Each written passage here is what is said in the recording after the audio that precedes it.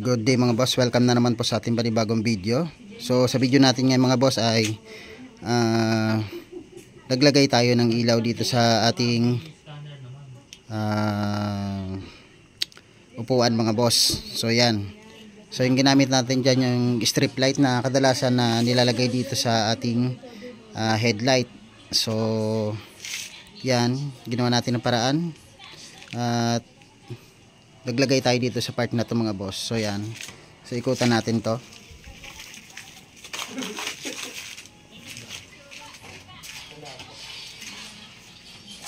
So yan yung kanyang ilaw mga boss. Okay, so sample pa lang yan mga boss, kaya nilagyan natin ng wire dito. So tiningnan natin kung ano yung magiging itsura nya. So okay naman mga boss yung pinaka itsura nya. So try natin na i-hazard yan. So yan mga boss, so yan yung hazard. So okay, so okay naman yung naging resulta dito sa part na to mga boss.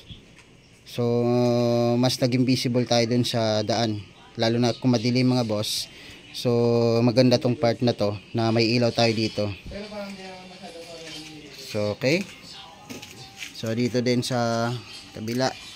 So yan, so pareha siya na umiilaw at saktong sakto mga boss yung haba ng strip light natin. So ilalagay ko dyan sa ating description kung gaano kahaba yung kailangan nating bilhin mga boss pagdating sa part na yan. So patay natin yung ilaw. So yan mga boss.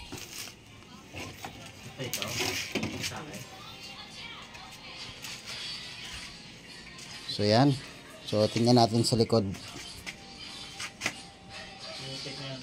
Okay,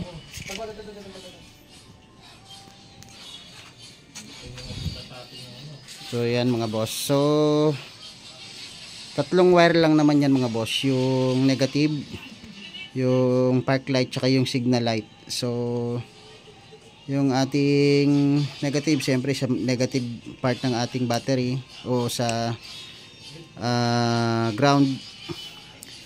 Yung park light mga boss, yan ay sa accessories, at yung ating signal light syempre dun sa signal part ng ating motor.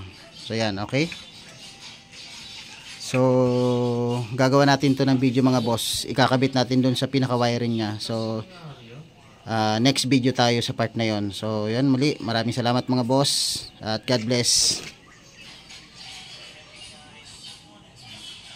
Kinabahan